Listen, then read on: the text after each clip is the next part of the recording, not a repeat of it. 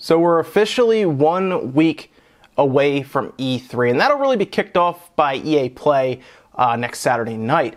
And a lot of people have kind of asked me, is E3 really that big of a deal? Can it really affect a console or a game that much?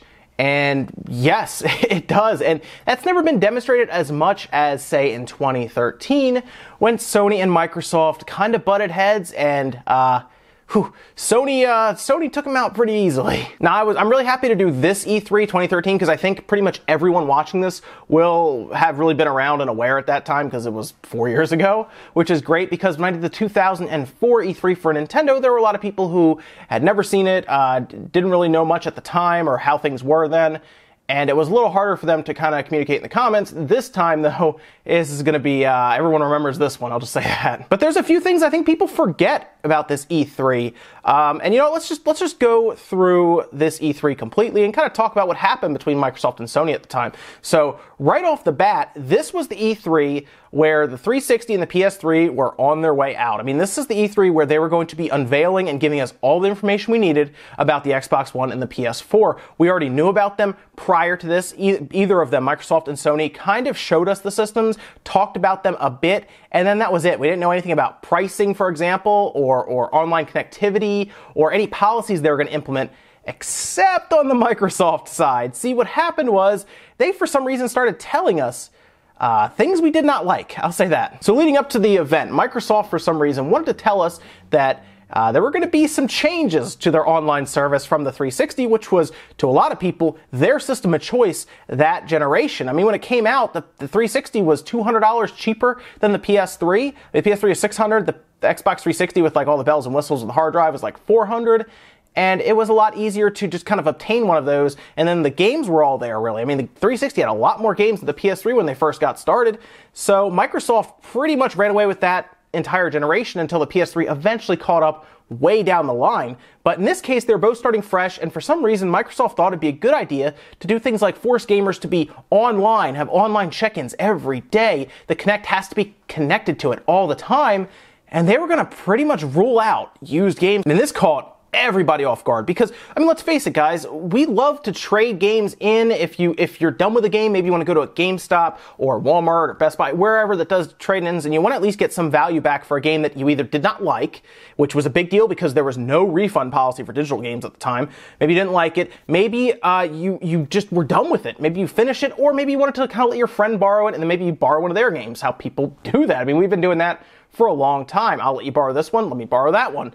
That's fine. But Microsoft was doing some interesting things where you would not have that freedom. They were going to do things that implied the publishers would decide if you were allowed to trade in games, and they were going to talk to retailers about how that's possible. And it sounded like it was just going to be way more work than it should be. Now, they did talk about doing things like family game sharing, where that would be all digital. They would do things like you would trade in or get money back for your digital games.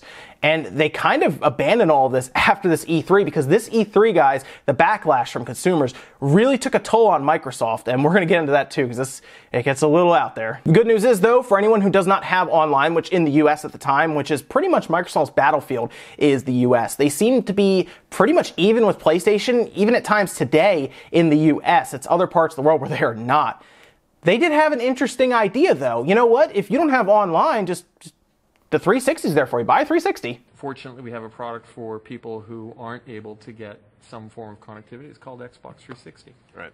So stick with 360. That's your message if you don't, like it? If you have zero access to the internet, that is an offline device. That lovely fellow right there is Don Matrick. He actually was like a CEO of Microsoft Entertainment at the time and was there with Phil Spencer, helping to make the Xbox One. He also had a massive role in getting the Kinect out there for the 360, and that seemed to be something he was really interested in, was the 360 with the Kinect with hands-free, and then he wanted to go all digital, obviously, with it, and that was not good. He basically says, hey, if you don't have online, you just got to get a 360. That's all there is to it. Really, without even knowing it, he was pretty much telling everyone, if you don't want the Xbox One, you don't have an online connection, just go buy the PS4. I think my favorite quote from that little exchange there with Jeff was, hey, you know what? There was somebody even who sent me a message on the forums, a forum post that said, hey, I'm stationed in the, in the Navy, and I spend a lot of time is submerged in a nuclear sub. What do I do? I mean, seriously, when I read the blogs and thought about who's really the most impacted, there was a person who said, hey, I'm on a nuclear sub. Right. And I don't even know what it means to be on a nuclear sub, but I've got to imagine that it's not easy to get an internet connection. And he kind of brushed it off and was like, well, I've never been a nuclear sub, but I assume the internet connection is pretty bad there. That's kind of where he leaves it, implying that, well, the Xbox One, you know what? Thanks for serving for us, by the way, but the Xbox One, not for you. By the way, after this massive backlash at E3, Don Mattrick decided, hey, we'll just take back all of that stuff that was going to make the Xbox One so unique. Don't worry about it. It's just not happening. And a month later, at the beginning of July, he ended up leaving Microsoft. So like 3 to 4 weeks after E3 ends, he leaves Microsoft and gets signed by Zynga. Seems pretty convenient to leave after all of that backlash. And really, I mean, he kind of left Microsoft there in a bad spot. I mean, I'm sure there was a good deal on the table from Zynga at the time, but I mean, he leaves and here's Phil Spencer kind of left holding the bag there. I mean, that's tough. I mean, it's been, seriously, Microsoft's been trying to repair their relationship with gamers ever since this E3. It's been that long. It's been 4 years now. Here's the interesting thing though. Microsoft showing at that E3 was not that bad. In fact, take a look at some of these announcements, guys. We had things like Sunset Overdrive, which was there. Rise was announced there, which, okay, I know some people say Rise was not a good game, but keep in mind, we had not played these games yet, and it was kind of showing us really something that the Xbox One could do with those kind of visuals and that kind of gameplay. And I'm sure there's people who looked at it and said, oh, this looks cool. You know, I get to play in kind of like a Roman Empire kind of time. That looks great. And then they also showed us things like Titanfall. And then they showed us an interesting Halo trailer. I mean, there was a lot of stuff that was going on there, which that Halo trailer, by the way, people are still, like, there's still controversy about, oh, was that Halo 5 they were showing us? Or was that Halo 6? But they had that. They had a bunch of, like, third-party announcements there. Things like Dark Souls 2 was shown there. I mean, it was like game after game after game at this conference. They even had probably the best reaction to a game at that E3, probably that year. So what happened was they were pretty much going through these, and then all of a sudden, bam! Killer Instinct flashes on screen in what was really early 90s marketing. It was great.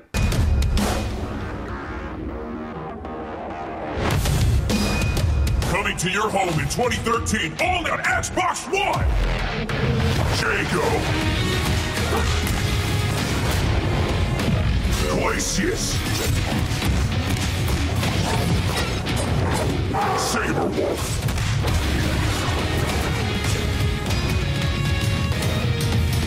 Ultra Combo! Killer Instinct.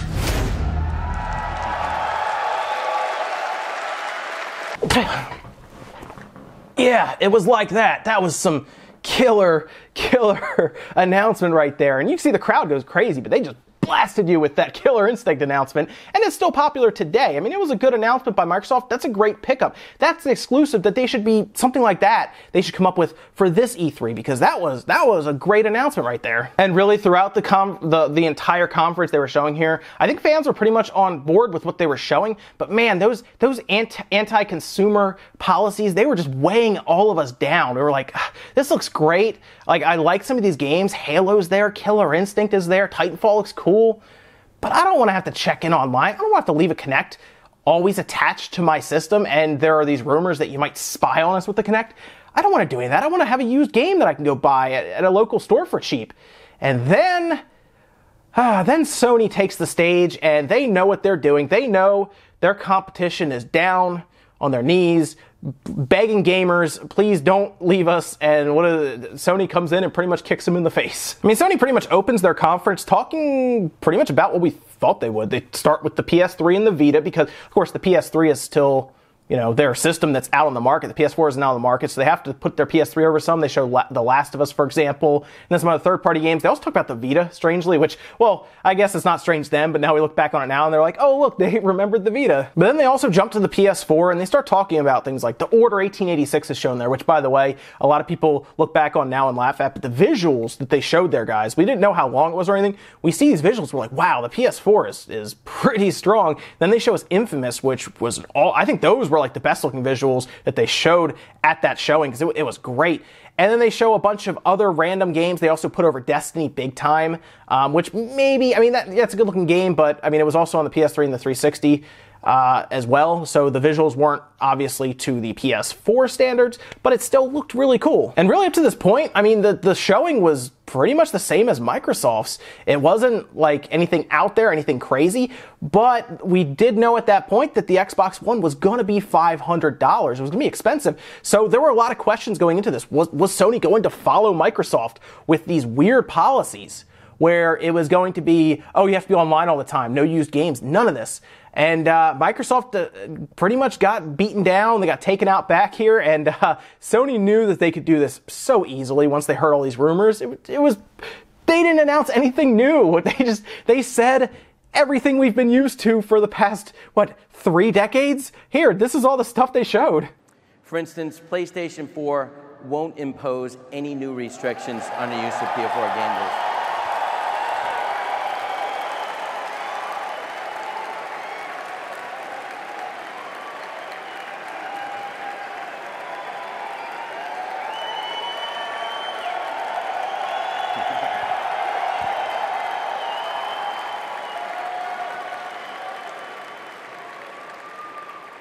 Yes, that's a good thing. Yes, that's right, guys. You can get used games. You could trade them in. It's a crazy concept, right?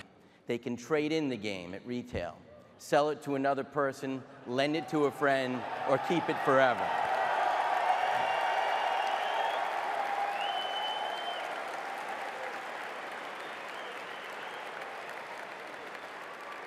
In addition, PlayStation 4 disc-based games don't need to be connected online to play.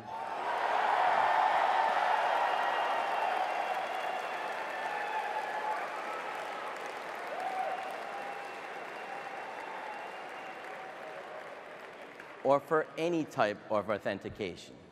If you enjoy playing single-player games offline, PS4 won't require you to check in online periodically.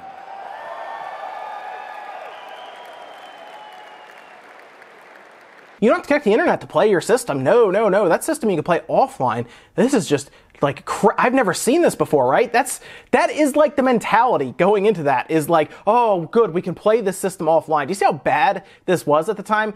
I mean, somebody was giving them a standing ovation for this. That's how much Microsoft messed up here. So they go on to pretty much conflict against everything Microsoft has said here. No, you won't have to worry about used games. You can get them, you can share them with your friends, no online check-ins at all. You don't have to be online at all for this thing to work. None of that. And then, of course, they then go on to show us the price. But first, before we do the price, my favorite thing that I've ever seen from Sony are definitely the commercials. I mean, it's really the commercials for the PS4 and then like Kevin Butler right underneath of them for like my top 1 and 2 for Sony. And so here's one of the commercials. Thanks.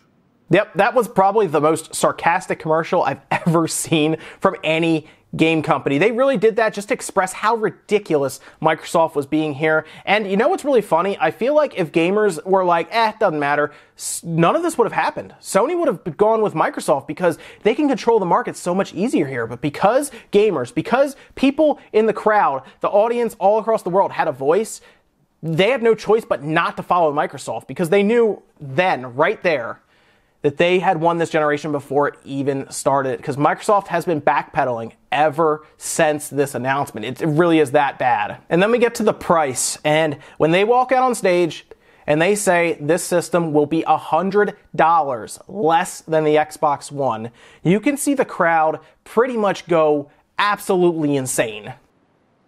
I'm very proud to announce that PlayStation 4 will be available at $399.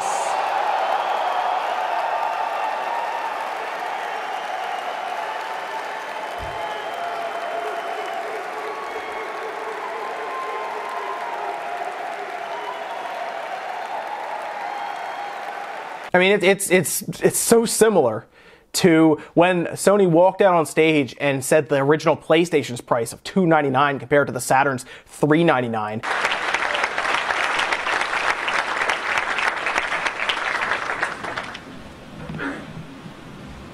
$299.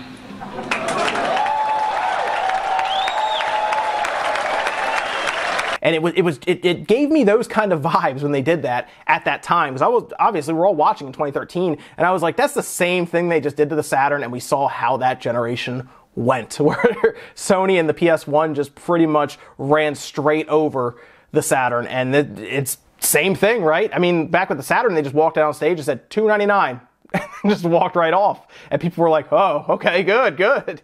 That's what happened here too. And really, since then, guys, since this E3, this is as clear cut as it can be that gamers do have a voice in this community. If something is not universally loved, that company will change it. They will figure out a way to make it work. And like I said, Microsoft has been trying to make this up to consumers forever. I mean, look at this. They've done so much as to just go back and try to give us Xbox 360 backwards compatibility constantly, trying to separate themselves from the PS4. But it hasn't worked. The PS4 is still to this day selling at a 2-to-1 ratio. For every one Xbox One, 2 PS4s sell. And it's been like that for a while. And that's why the PS4 is, like I said, sold double what the Xbox One has sold. Despite them having a similar library up to recently anyway, where the PS4 has been getting exclusive after exclusive, that may have more to do with their install base though. What's great though, I mean, the conference that Sony had was not that much better than Microsoft's conference. I mean, the Xbox One conference showed plenty of games, plenty of exclusives even, where Sony showed, an okay number, but then they also got a lot of third parties in there.